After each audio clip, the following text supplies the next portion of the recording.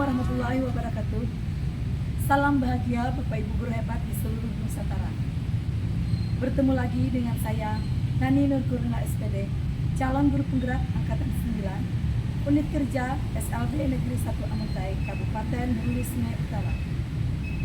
Pada video kali ini, saya akan memaparkan tentang diseminasi budaya positif yang telah saya laksanakan di sekolah saya, yakni di SLB Negeri 1 Amuntai. Untuk pemateri dalam pelaksanaan diseminasi budaya positif adalah 2 orang calon guru penggerak Angkatan 9 dari SLB Negeri 1 Amuntai, yakni Ibu Raudatorida SPD dan saya sendiri Ibu Nani Nurgurna. Berikut video tentang diseminasi budaya positif di sekolah kami.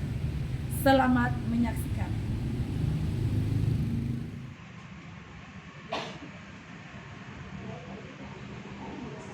Bismillahirrahmanirrahim. Assalamualaikum warahmatullahi wabarakatuh.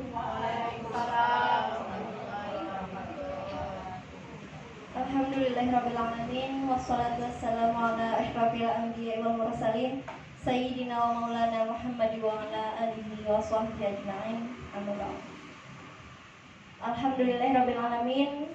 Puji syukur kita panjatkan kehadiran Allah Subhanahu wa ta'ala, yang mana pada hari ini Bapak Ibu sekalian bisa dapat menghadiri kegiatan diseminasi budaya positif dari kami calon guru penggerak Angkatan 9 di SLB Negeri 1 Amuntai dengan keadaan sehat walafiat.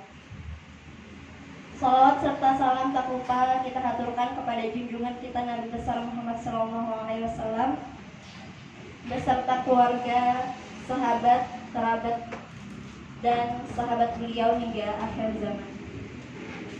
Alhamdulillah Rabbil Alamin, dan terima kasih kami ucapkan kepada Bapak Ibu semua yang telah meluangkan waktunya pada hari ini sehingga acara ini dapat berjalan dan mudah-mudahan berjalan dengan lancar kegiatan diseminasi budaya positif pada hari ini. Dan untuk membuka acara kita pada hari ini, adapun susunan acara kita pada hari ini, yang pertama yaitu pembukaan, yang kedua sambutan dari kepala sekolah, yang hari ini diwakilkan oleh Wakasek Kurikulum karena kepala sekolah kita lagi ada kegiatan tugas luar. Dan acara yang ketiga yaitu diseminasi budaya positif oleh calon guru penggerak Angkatan 9. Acara yang keempat yaitu doa, dan acara yang terakhir yaitu penutup. Dan untuk membuka acara kita pada hari ini, marilah kita bersama-sama membacakan basmalah.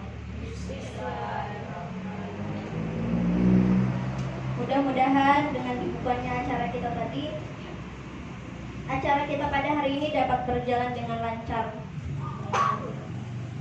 Memasuki acara kedua yaitu sambutan oleh Bapak Muhammad Akhyar SPD MPD selaku Wakasek Kurikulum SLB Negeri 1 Amuntai, yang hari ini mewakili kepala sekolah kita Bapak Haji Fatur Rahman yang sedang tugas luar di Banjarmasin. Kepada Bapak Muhammad Akhyar SPD MPD dipersilahkan. Terima kasih. Assalamualaikum warahmatullahi wabarakatuh.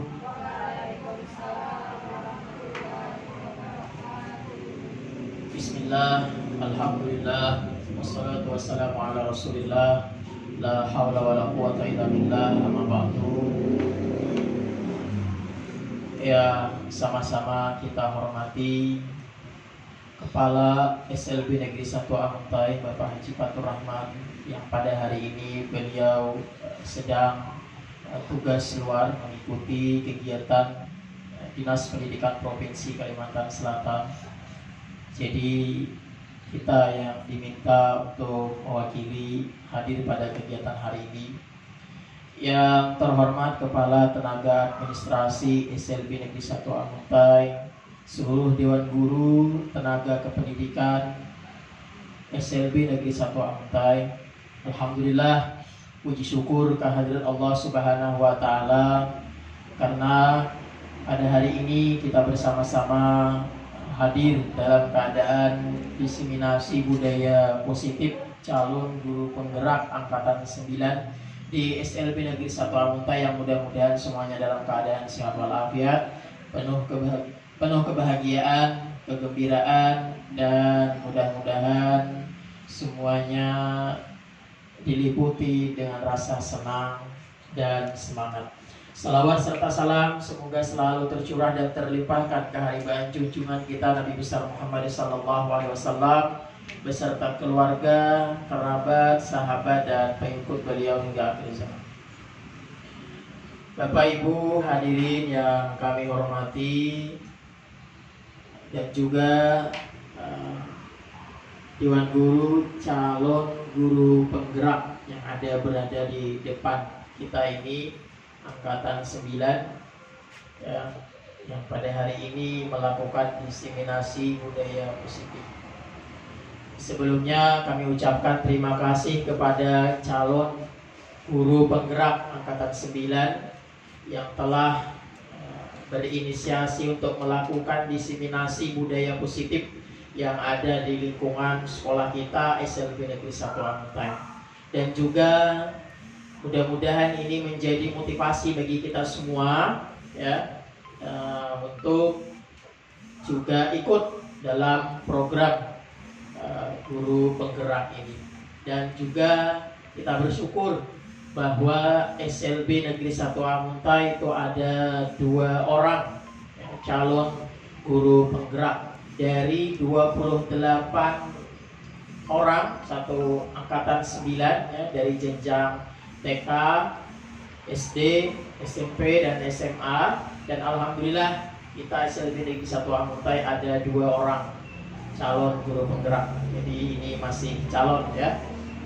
Nanti kalau sudah selesai rangkaian kegiatannya baru mendapatkan titel guru penggerak ya. Jadi ini kita patut bersyukur ya bahwa SLB Negeri 1 Amuntai itu ada 2 orang. Kemudian dalam kesempatan ini saya juga selaku Wakasek Kurikulum mewakili daripada Kepala SLB Negeri 1 Amuntai mengucapkan banyak terima kasih kepada calon guru penggerak yang alhamdulillah sampai hari ini sudah beberapa kegiatan yang dilakukan di lingkungan sekolah. Jadi sudah menghadirkan transformasi budaya positif yang baik ya untuk lingkungan kita. Sebenarnya budaya positif yang ada di sekolahan kita ini sudah banyak kita lakukan. Di antaranya adalah setiap pagi kita melakukan kegiatan keagamaan, salat duha berjamaah, membaca Yasin. Kemudian juga setelah salat zuhur berjamaah itu juga dilakukan kegiatan membaca Al-Quran. Dan juga bagi kita semuanya Dewan Guru, tenaga kependidikan juga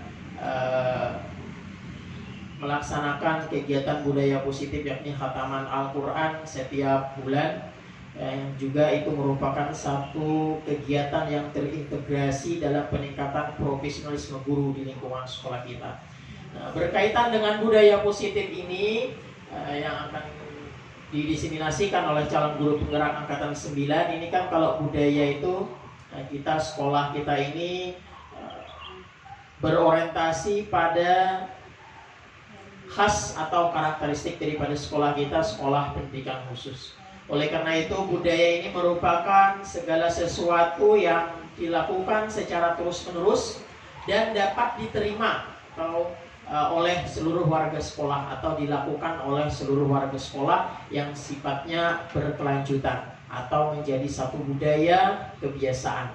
Jadi mudah-mudahan ini kegiatan ini menambah wawasan bagi kita semuanya, menambah motivasi kerja bagi kita semuanya, dan terlebih lagi bagi guru-guru yang belum mendaftarkan calon guru penggerak ini segera ya, supaya kita bersama-sama mewujudkan transformasi pembelajaran khususnya di lingkungan Satuan Pendidikan SLB Negeri 1 Amuntai, supaya kita bersama-sama dapat bergerak dan menggerakkan kedepannya sekolah kita tambah sukses, tambah maju sesuai dengan visi kita SLB Negeri 1 Amuntai, berprestasi, berdaya saing, dan berlandaskan profil pelajar Pancasila. Mungkin itu sambutan kami terkait dengan kegiatan diseminasi budaya positif yang dilakukan oleh calon guru penggerak angkatan 9 di SLB Negeri 1 Amutai. Salah dan khilafnya mohon dimaafkan. Billahi taufiq wal hidayah. Wassalamualaikum warahmatullahi wabarakatuh.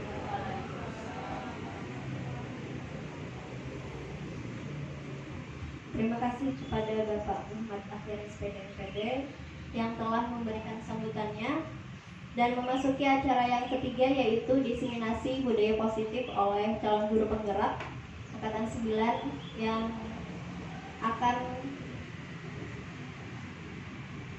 kami diseminasikan dimulai dari mungkin saya terlebih dahulu ya Bapak Ibu. Mohon izin Bapak.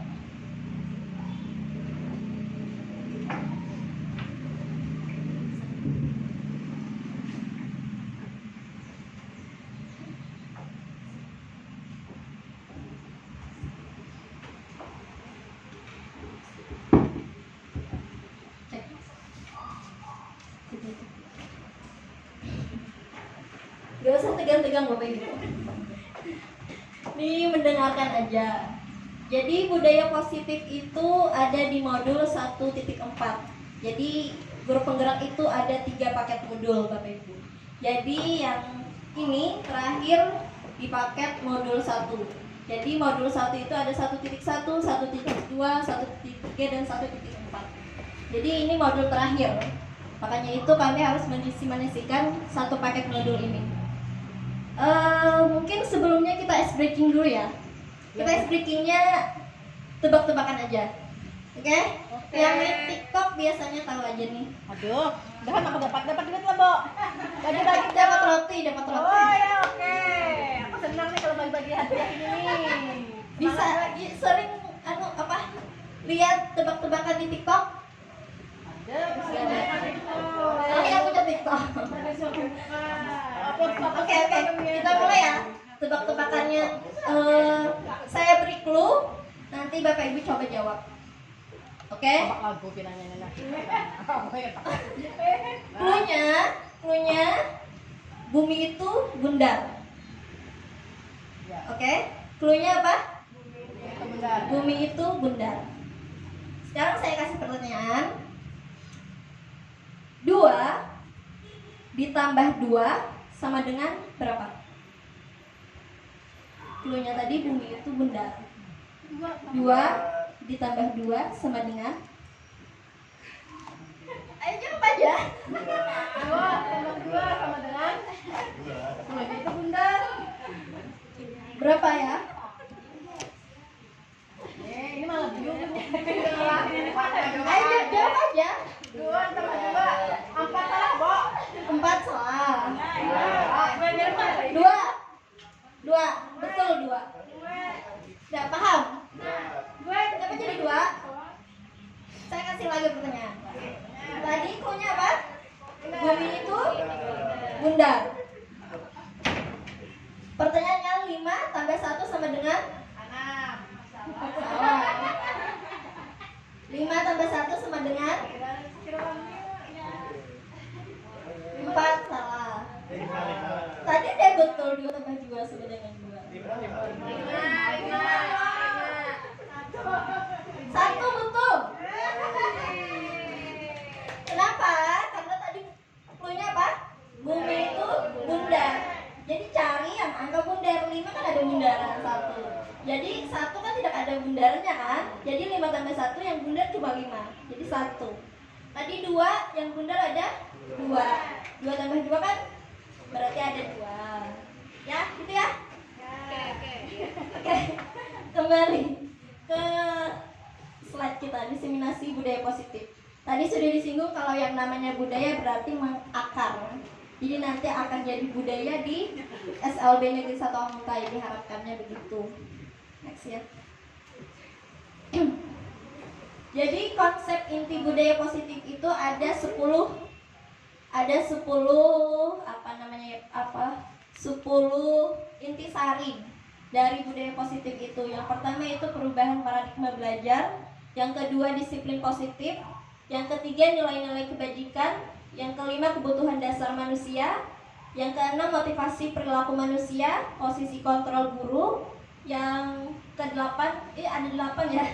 Ada yang ketujuh ada keyakinan kelas, yang kedelapan ada segitiga restitusi. Jadi ada 8. Mohon maaf tadi salah 10. Ada 8 inti budaya positif. Yang pertama itu ada perubahan paradigma belajar.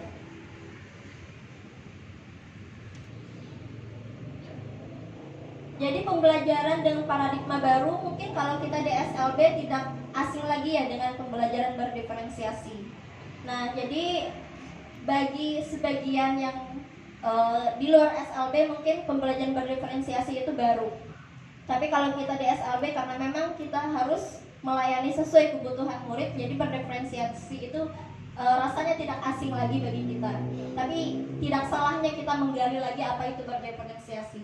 Jadi pembelajaran dengan paradigma baru itu meliputi dengan yaitu pembelajaran berdiferensiasi. Pembelajaran dengan paradigma baru merupakan pembelajaran yang dirancang berdasarkan prinsip pembelajaran berdiferensiasi sehingga para peserta didik belajar sesuai kebutuhannya berdasarkan tahap perkembangan sesuai teori psikologi modern untuk mewujudkan profil pelajar Pancasila. Jadi tadi sudah saya singgung bahwa di SLB mungkin tidak asing lagi untuk pembelajaran berdiferensiasi, bahwa tujuan akhirnya kita adalah untuk menciptakan murid yang berprofil pelajar Pancasila, gitu ya. Nah, apa sih disiplin positif? Ada budaya positif, ada disiplin positif dan sebagainya. Jadi berbeda ya, kalau budaya positif itu menyangkut tadi ada 8 intisari tadi. Kalau salah satunya itu disiplin positif. Nah, apa itu disiplin positif? Yaitu merupakan salah satu cara penerapan disiplin yang bertujuan untuk menumbuhkan kesadaran peserta didik serta memberdayakan peserta didik tanpa imbalan atau penghargaan, reward, ancaman atau hukuman. Sebagai pendidik, tujuan kita adalah menciptakan peserta didik yang memiliki disiplin diri sehingga mereka berperilaku mengacu kepada nilai-nilai kebajikan universal dan memiliki motivasi intrinsik dalam perubahan perilaku ke arah yang lebih baik. Jadi ini kemarin juga refleksi bagi saya bahwa adanya penghargaan, ancaman, dan hukuman itu tidak diperbolehkan. Kalau kita kan sebelumnya, sebelum saya guru penggerak, sebelum saya mengikuti pendidikan ini mungkin hukuman aja yang tidak boleh. Ternyata penghargaan pun tidak boleh. Misalnya apa? Reward itu ternyata tidak boleh karena itu merupakan menyebabkan anak ketergantungan. Ya, misalnya nanti anak cuma mau mengikuti kita karena mau dikasih bintang. Anak cuma mau mengikuti perintah kita karena diberi permen. Itu kan menimbulkan kebiasaan baru yang berdampak negatif. Itu tadi contoh dari penghargaan yang tidak diperbolehkan. Jadi diharapkannya adanya disiplin positif ini, diharapkan anak itu bisa tumbuh dari dalam dirinya. Dia mau menyapu karena memang tahu harus kelas itu harus bersih. Dia sadar kalau menyapu itu merupakan suatu kebersihan, bukan karena disuruh, bukan karena takut dihukum, bukan karena mau permen dan segala hal. Jadi itu tumbuh dari dalam dirinya sendiri, atau tadi motivasi intrinsik yang dalam dirinya sendiri.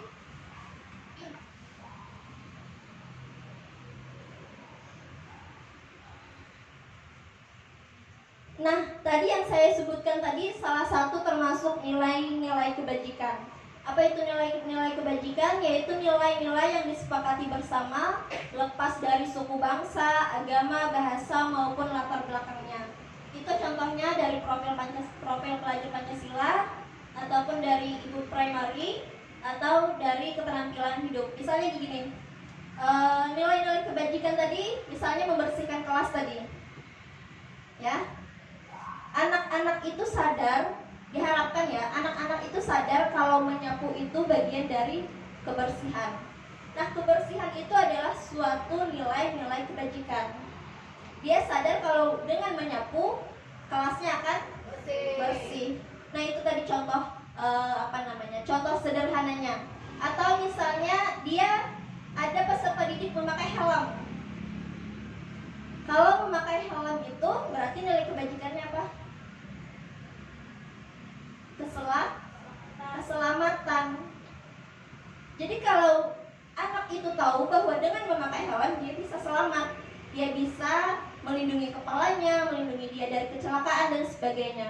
Dia sadar betul bahwa itu dapat menyebabkan dia selamat dalam perjalanan. Jadi bukan karena takut polisi, bukan karena takut dirazia dan segala macam, tapi karena ada nilai-nilai kebajikan itu tadi, yaitu nilai keselamatan, ataupun tadi saat membersihkan dia ada nilai-nilai kebersihan tadi. Itu.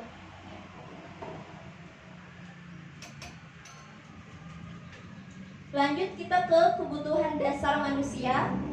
Kebutuhan dasar manusia adalah segala sesuatu yang kita lakukan untuk mendapatkan apa yang kita inginkan. Seluruh tindakan yang kita lakukan memiliki tujuan tertentu dan semua usaha terbaik yang kita lakukan adalah dalam rangka kebutuhan dasar kita untuk dasar kita terpenuhi dengan baik. Contoh, ada 5 kebutuhan dasar manusia, yaitu bertahan hidup, kasih sayang dan rasa diterima, penguasaan, kebebasan, dan kesenangan. Jadi 5 kebutuhan dasar manusia ini dimiliki oleh semua manusia. Manusia ya, bukan hewan. Ya, Bu. Ya. Jadi kan kalau kita sebagai manusia tentu dong memiliki rasa bertahan hidup. Rasa bertahan hidup apa? Misalnya memiliki rumah, makan, pakaian, itu termasuk bertahan hidup. Terus kebutuhan dasarnya apa? Ingin diberi kasih sayang dan dipahami atau rasa diterima.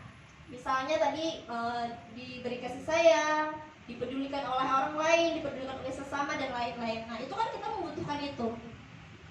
Dan yang ketiga itu ada penguasaan. Contohnya harga diri, keinginan untuk dianggap memimpin, berprestasi dan lain-lain. Dan yang keempat itu ada kebebasan, mandiri, memiliki pilihan, mampu mengendalikan diri, dan kesenangan. Kesenangan itu contohnya bermain, liburan, rasa humor. Nah itu salah satu kebutuhan dasar manusia. Ya kan, manusia butuh hiburan, butuh liburan. Oke, lanjut.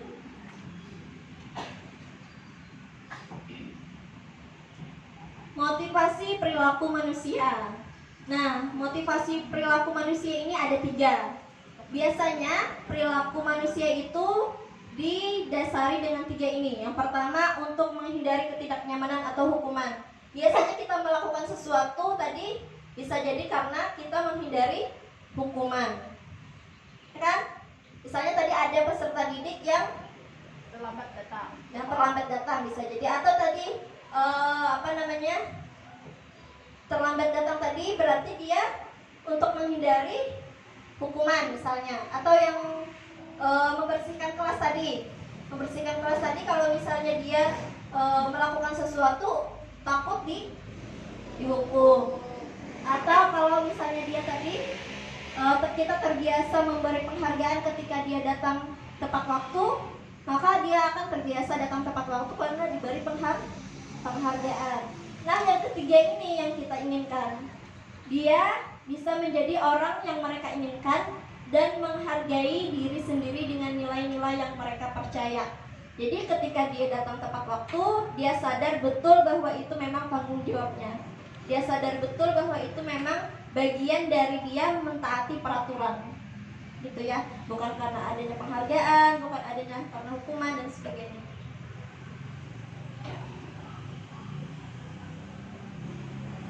Nah, ini contoh hukuman, konsekuensi, dan restitusi. Apa perbedaan hukuman, apa itu konsekuensi, apa itu restitusi? Kalau hukuman biasanya tidak terencana atau tiba-tiba. Murid tidak tahu apa yang akan terjadi, bersifat satu arah, dan berupa hukuman fisik atau psikis. Misalnya tadi, murid datang terlambat. Kita otomatis, kalau ini hukumannya, kita otomatis akan apa? Tadi bersifat tiba-tiba atau terencana. kamu lari keliling lapangan 1 kali. Menyangkal lainnya. Ada nyangkal.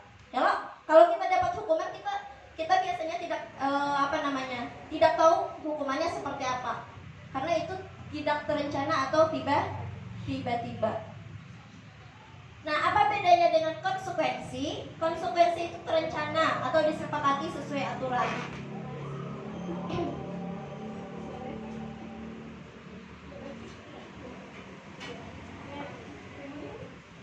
Murid tetap dibuat tidak nyaman. Dan yang ketiga, sikap guru selalu memonitor murid. Nah, ini contohnya konsekuensi itu sudah disepakati. Misalnya kalau dulu itu ada sistem poin. Ya, itu kan tahu kalau terlambat kamu poinnya dapat 1 ya. Berarti kan tahu, si murid tahu kalau akan dapat 1, si guru tahu kalau akan memberikan hukuman poin 1. Nah, itu artinya berencana. Bukan seperti hukuman. Atau sudah disepakati di dalam kelas. Misalnya, Hania, kalau kamu tidak menyapu kelas, maka hukumannya kamu harus membersihkan papan tulis. Itu Hania tahu hukumannya seperti apa. Maka si guru juga memantau, oh Hania sudah membersihkan papan tulis atau belum. Itu bukan hukuman namanya, itu konsekuensi. Karena dia sudah tahu apa yang akan terjadi kalau dia tidak melakukan hal tersebut. Itu ya. Dan yang ketiga adalah restitusi. Proses menciptakan kondisi bagi murid untuk memperbaiki kesalahannya. Proses kolaboratif yang mengajarkan murid untuk mencari solusi sendiri. Dan ini yang disarankan dalam modul itu, bahwa nanti ada prosedur restitusinya seperti apa. Dan diharapkan nanti ketika murid melakukan kesalahan, dia akan menyadari bahwa dia melakukan kesalahan dan dia akan mencari solusi setelah melakukan kesalahan itu apa. Itu yang diharapkan.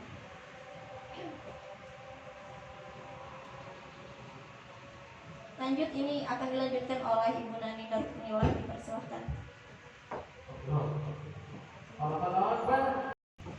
Enggak jalan dekat ya.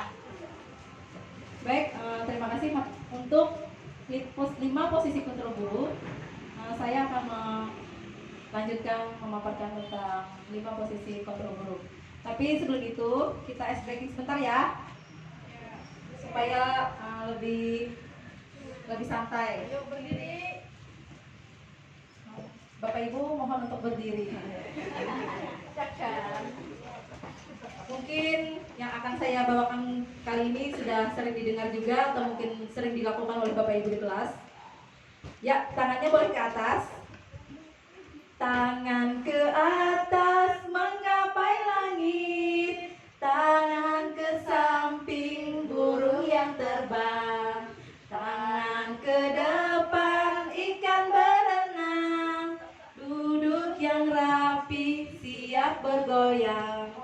Terputar-putar, tangan diputar. Lunggulung-gulung, tangan digulung. Ular melancar di pagar bundar. Kanan, kiri, atas, bawah, siap berdoa. 1 jari kanan, 1 jari kiri, ku gabung menjadi 2, ku buat jembatan panjang. 2 jari kanan, 2 jari kiri, ku gabung menjadi 4, ku buat kamera cekrek. 3 jari kanan, 3 jari kiri, ku gabung menjadi 6, ku buat menara tinggi. 4 jari kanan, 4 jari kiri, ku gabung menjadi 8, ku buat telinga kelinci.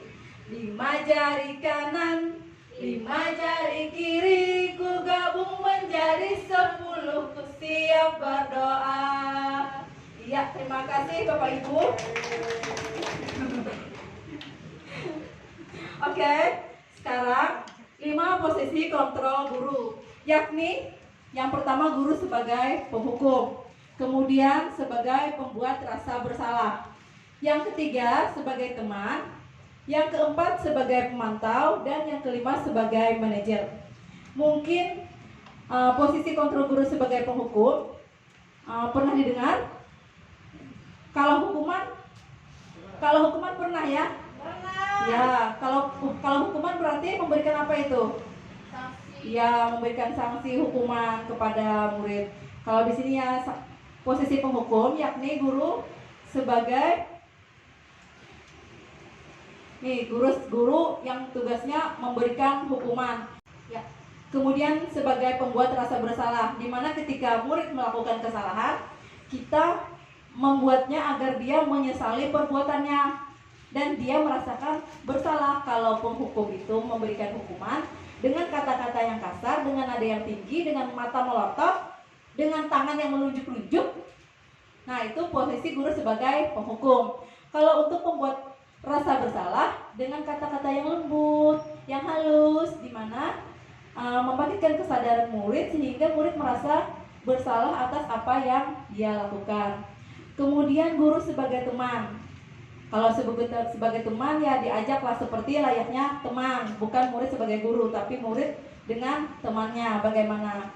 Kemudian sebagai pemantau, di mana di situ guru berfungsi untuk memantau murid, tapi dengan memperhatikan konsekuensi atau atas apa yang dilakukannya. Posisi terakhir yakni manajer, di mana posisi guru berbuat bersama murid, mempersilahkan murid untuk mempertanggungjawabkan perilakunya dan mendukung murid agar dapat menemukan kesalahan dari apa yang telah dilakukannya.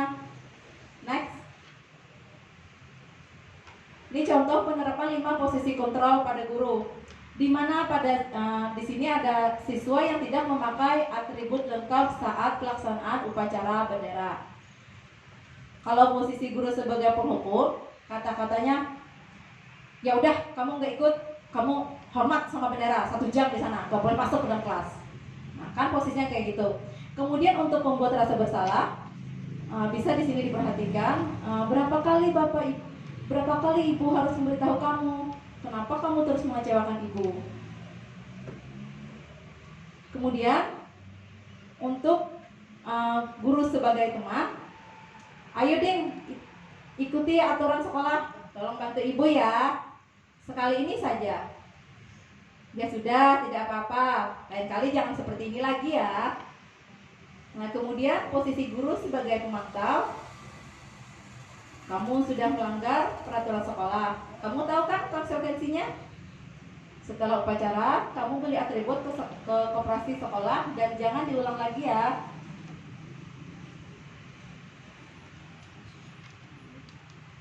Kemudian posisi guru sebagai manajer, kira-kira kamu tahu nggak apa kesalahan kamu?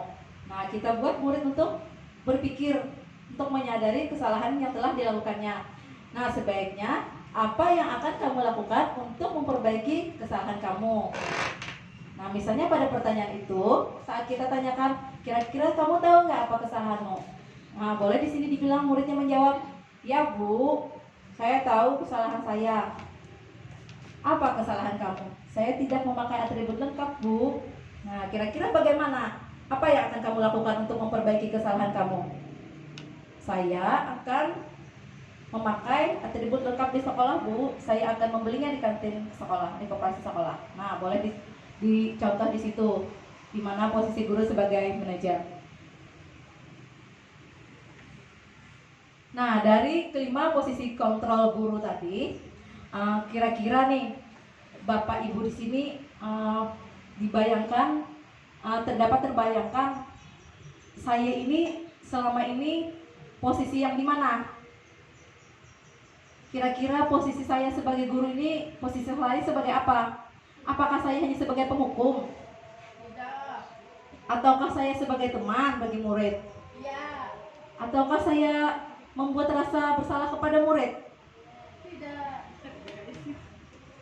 Ataukah saya hanya sebagai pemantau saja yang ketika murid melakukan kesalahan baru kita menanyakan konsekuensinya? Ataukah kita sebagai manajer? Ya, sampai di sini bisa dipahami Bapak Ibu?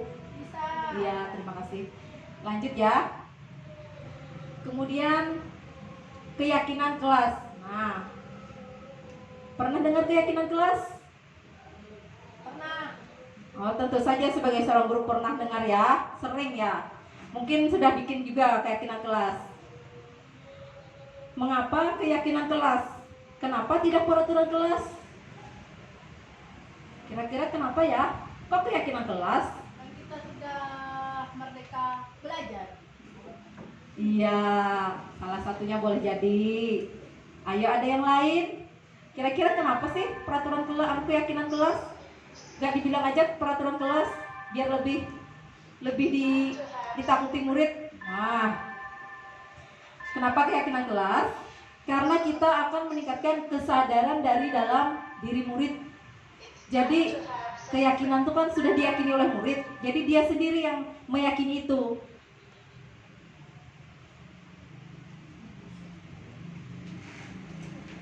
Pembentukan keyakinan kelas. Nah, di mana di sini ada poin-poin dalam membentuk keyakinan kelas, yakni berupa pertanyaan yang universal. Dibuat dalam pernyataan positif, mudah diingat, sesuai dengan kondisi kelas dan semua warga kelas dilibatkan.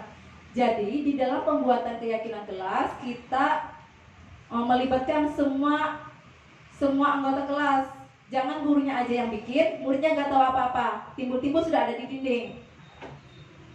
Jadi keyakinan kelas dibuat berdasarkan pendapat murid dan pendapat guru, kemudian diambil, kemudian disepakati.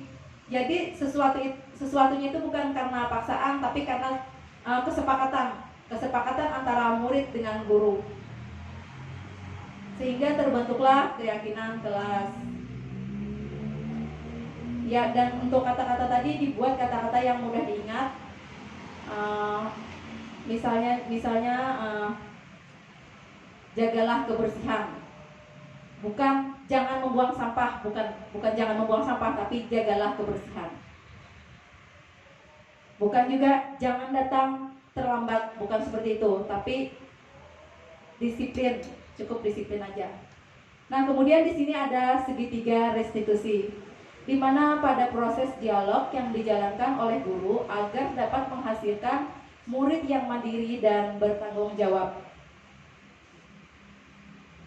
Bisa dilihat Bapak Ibu, tulisan yang di dalam segitiganya bisa dilihat?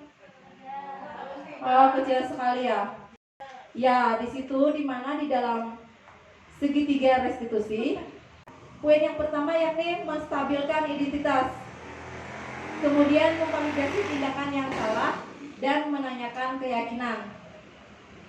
Di dalam menstabilkan identitas, kita tidak memihak dulu. Misalnya saat murid melakukan kesalahan, saya tidak mencari kebenaran siapa yang benar, siapa yang salah, tapi kita ditanyakan dulu tanpa memihak terhadap murid. Kemudian validasi tindakan yang salah, yakni dengan pertanyaan, kamu pasti punya alasan dalam melakukan hal tersebut.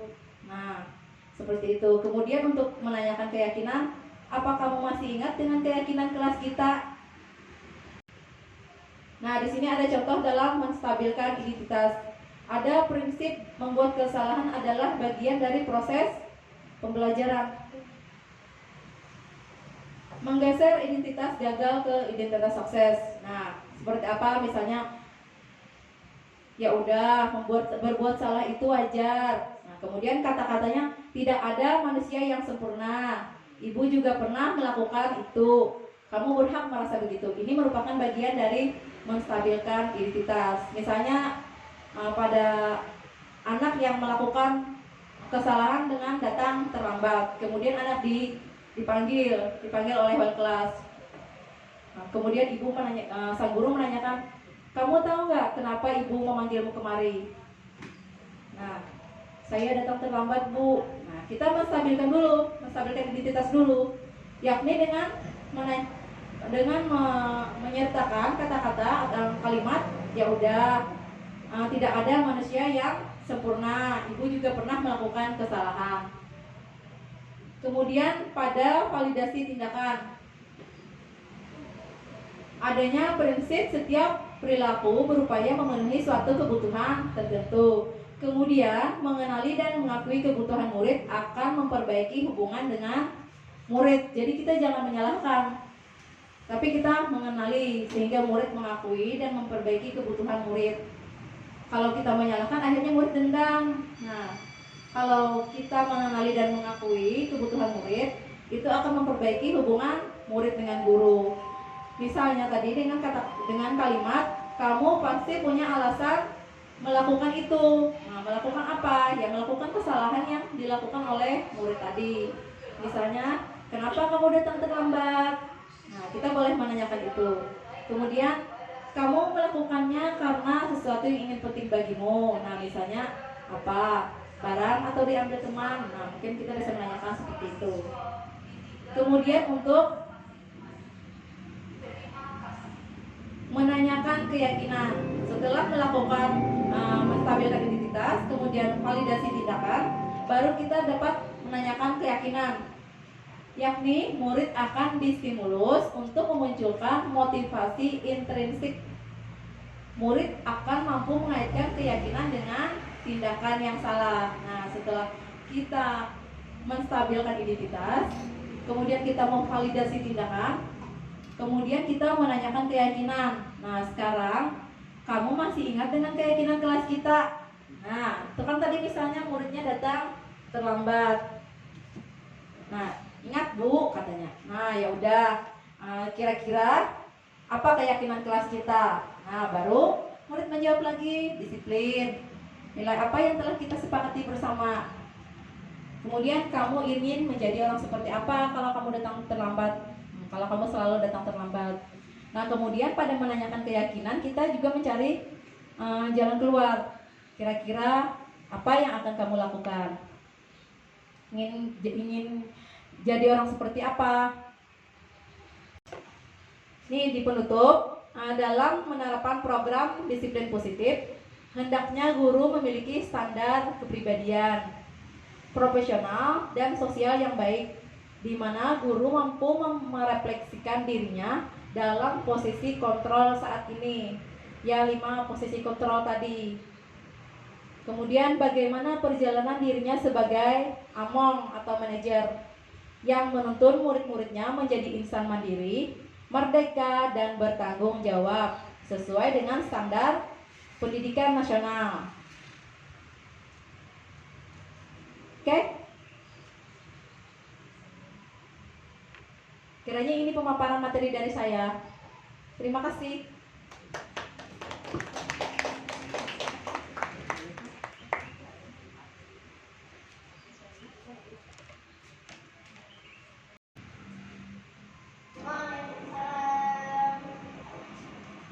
Ini contoh waktu penerapan prosedur disiplin guru selanjutnya. Waktu pramuka tidak memakai seragam lengkap. Terus Rizky tidak memakai apa tadi peci. Kenapa Rizky memakai peci dan tidak memakai seragam lengkap? Oh, bangun tidurnya terlambat. Terus jadinya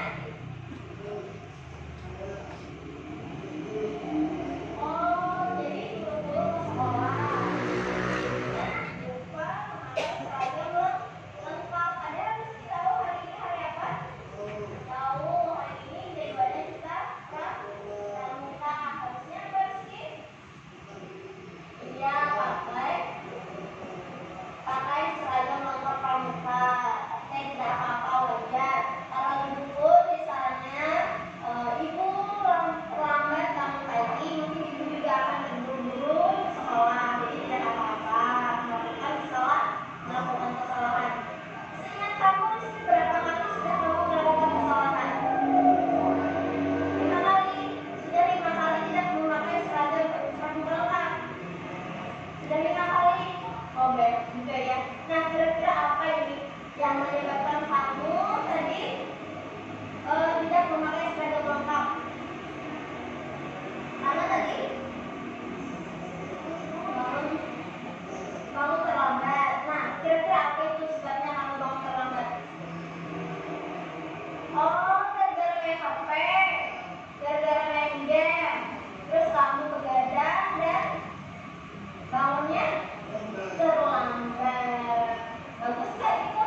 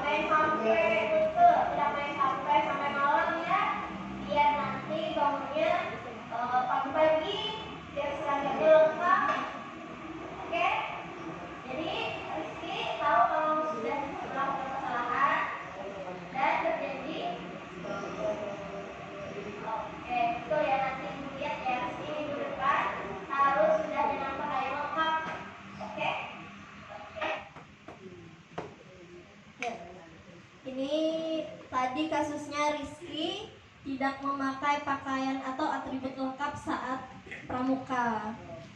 Oke, jadi saya mohon izin untuk menampilkan yang ini ya, yang kedua. Kasusnya Wati ini bermake up berlebihan, lipstiknya yang tebal.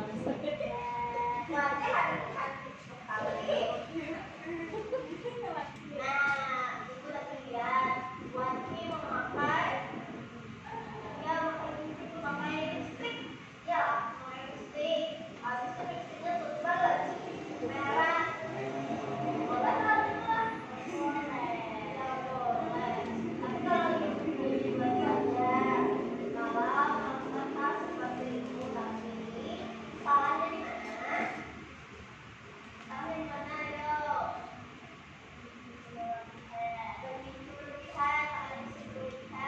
Salahnya juga Wati memakainya di sekolah.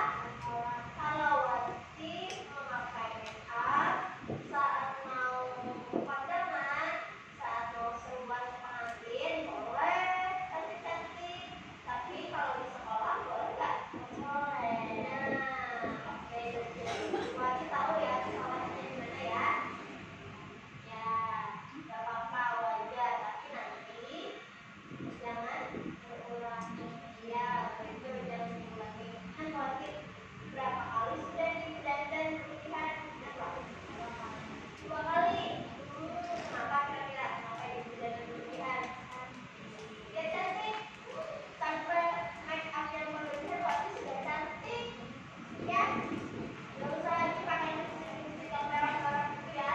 Sudah cantik, Wati sudah memakai lipstik yang bagus, sudah bilang rapi, itu sudah cantik. Nanti kalau mau cantik pakai lipstik gimana tadi? Tangan.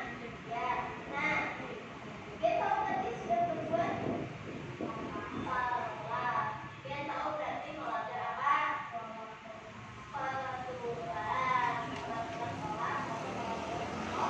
Pengawasan gimana caranya?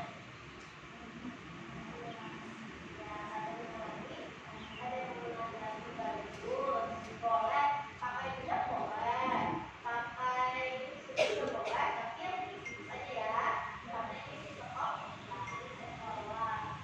Pakai hijab boleh, jangan sampai tidak pakai hijab. Nanti habis mandi langsung ke sekolah, disuruh berantakan. Nanti mulai disisir rambutnya, rambut pakai dulu, pakai apa hijab, boleh, tapi jangan berlebihan. Oke, berarti nanti jangan diulang ya. Nanti besok ibu lihat, nanti ya, dan tanpa lipstik juga sudah cantik. Oke, sekarang boleh ya.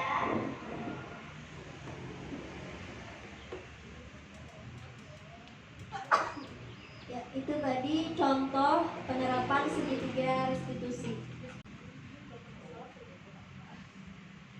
Ya, Bapak Ibu tadi sudah ditampilkan beberapa video tentang penerapan segitiga restitusi. Dan kita sampai pada sesi diskusi Bapak Ibu. Jadi Bapak Ibu silahkan yang mau berdiskusi ataupun yang mau bertanya terkait pemaparan kita pada hari ini tentang budaya positif di sekolah. Ya, Bapak Ibu dipersilahkan. Bu, boleh saya mau bertanya? Ya, Bu EN, silahkan.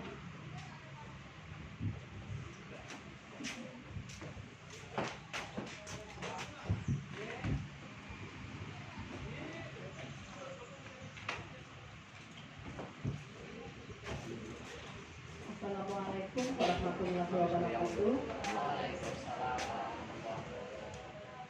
Terima kasih kepada Ibu Nani sama Ibu Rida yang telah memberikan kesempatan kepada saya untuk bertanya. Begini Bu pertanyaannya, bagaimana sih cara untuk membuat keyakinan kelas itu yang maksudnya yang sempurna atau yang lebih rinci atau dari mananya gitu? Kita di sini pengen tahu Bu. Boleh Bu? Terima kasih. Ya, terima kasih kepada Ibu Hendriani atas pertanyaannya. Dijawab oleh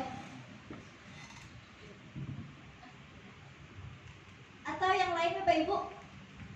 Karena diskusi ya, tadi sudah dijelaskan bahwa pembentukan, kita buka lagi slide-nya. Nah,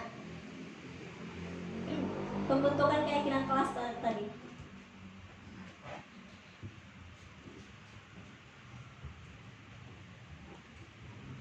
Ada yang bisa menjelaskan?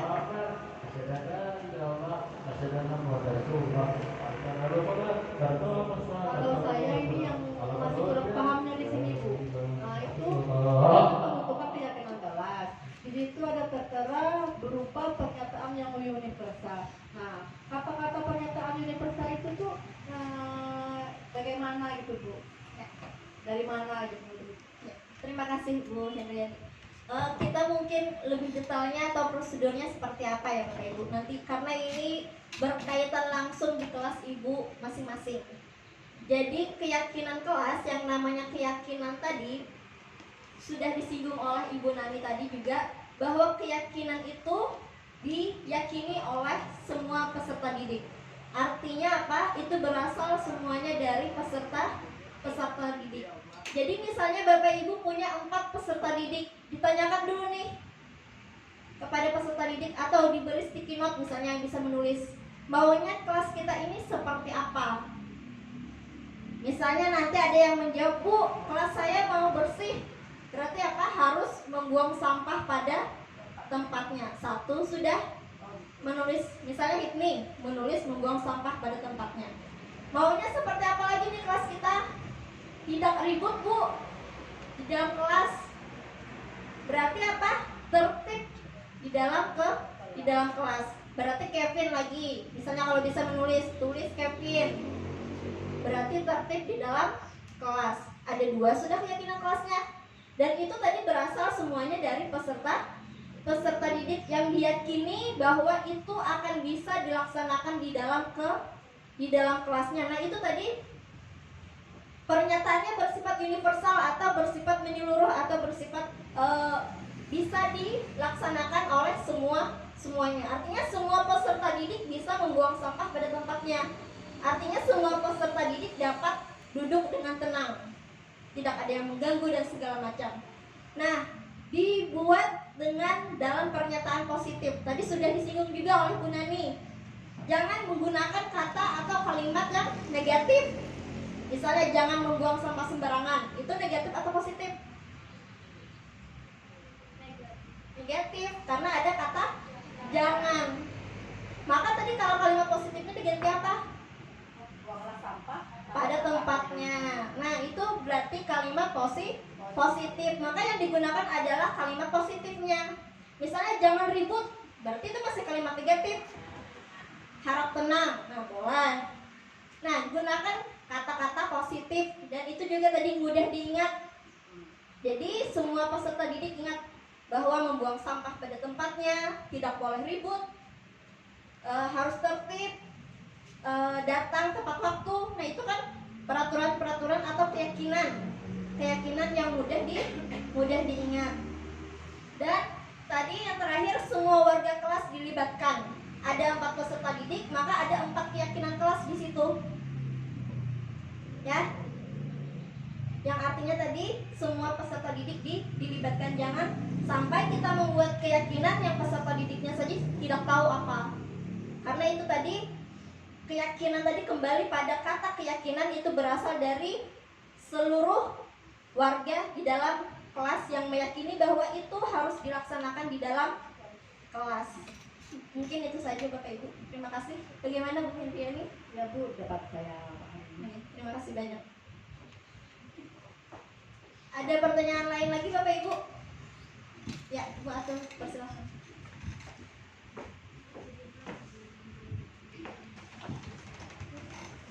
Ibu bisa melihat slide yang 5 kontrol tadi.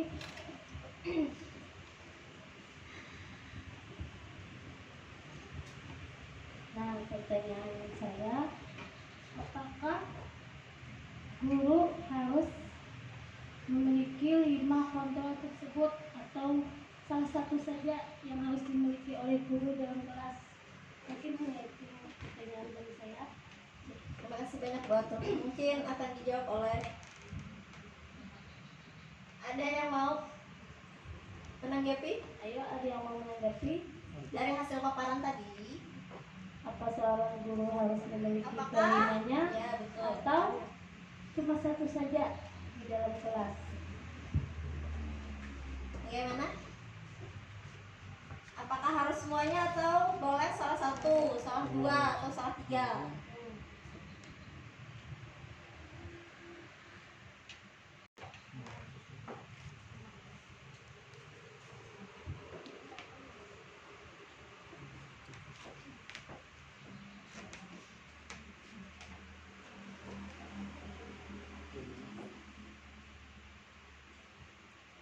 Baik, izin untuk menjawab. Di sini ada 5 posisi kontrol guru, yakni penghukum, kemudian pembuat rasa bersalah, teman, pemantau, dan manajer. Di sini terlihat sekali bahwa posisi penghukum untuk seorang guru jelas tidak bagus, karena kita hanya akan menghukum. Kalau selalu dihukum, murid juga akan tertekan dengan hubungan murid antar guru juga tidak akan baik. Kalau sudah hubungan tidak baik, maka dalam menerima pelajaran juga murid tidak akan nyaman. Sedangkan untuk keberhasilan pencapaian pembelajaran itu salah satunya dengan kenyamanan, lingkungan yang nyaman, kondisi yang nyaman. Ya, pada posisi 5 posisi kontrol guru ini diharapkan guru mempunyai posisi kontrol sebagai manajer. Kenapa sebagai manajer? Ya, pada 5 posisi kontrol guru, untuk seorang guru kita harus memiliki posisi kontrol sebagai manajer, di mana sebagai manajer kita tidak akan menyalahkan murid. Kita juga akan memberikan penyelesaian dari apa yang telah dilakukan oleh murid. Misalnya tadi setelah murid kesadaran, kira-kira apa yang akan kamu lakukan setelah untuk memperbaiki kesalahan kamu. Kemudian begini Bu, ya udah. Kemudian guru akan melakukan kesepakatan juga dengan murid. Bisa dipahami Bu? Oke. Berarti guru tidak harus menjadi penghukum atau teman atau pemantau. Boleh juga, kan 5 posisi kontrol guru, tapi paling tidak guru sebagai manajer bagi murid. Karena kalau kelimanya mungkin ada yang berbeda dengan kepribadian si guru tersebut. Oh, saya nggak suka temenan sama murid. Murid kayak gitu kok temenan sama saya. Nah kan, jadi ya salah satunya sebagai manajer. Ya, terima kasih. Ya, mungkin sampai di sini ada yang ingin ditanyakan lagi. Halo. Hai. Masih semangat? semangat. Oh, masih semangat. Sayang, saya akan mengakhirnya sampai di sini ya. Mungkin kita akan bertemu di kesempatan yang lain lagi. Makasih.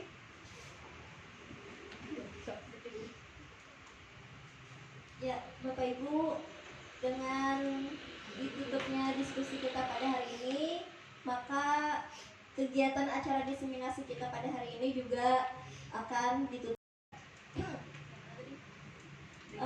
Baiklah, untuk menutup acara kita pada hari ini, marilah kita bersama-sama membaca hamdalah. Alhamdulillah. Mudah-mudahan acara kita pada hari ini dapat bermanfaat dan bisa diterapkan dalam kelas kita masing-masing, dan mudah-mudahan juga bisa bermanfaat bagi kita sebagai guru dan juga bisa diterapkan pada peserta didik kita. Kami calon guru penggerak angkatan 9, saya Rodatul Ida dan Ibu Nani Nurmila, memohon maaf jika ada kesalahan pada acara kita pada hari ini, baik itu kata maupun perbuatan. Wabillahi taufiq wal hidayah. Wassalamualaikum warahmatullahi wabarakatuh. Waalaikumsalam warahmatullahi wabarakatuh. Alhamdulillah, terima kasih atas bantuan dan dukungannya Bapak Ibu. Semoga dibalas dengan berlipat pahala. Terima kasih. Sayonara, sayonara, sampai berjumpa lagi. Buat apa susah, susah itu tak ada gunanya. Di sini senang, di sana senang, di mana-mana hatiku senang. Di sekolah senang, di rumah senang, di mana-mana hatiku senang. La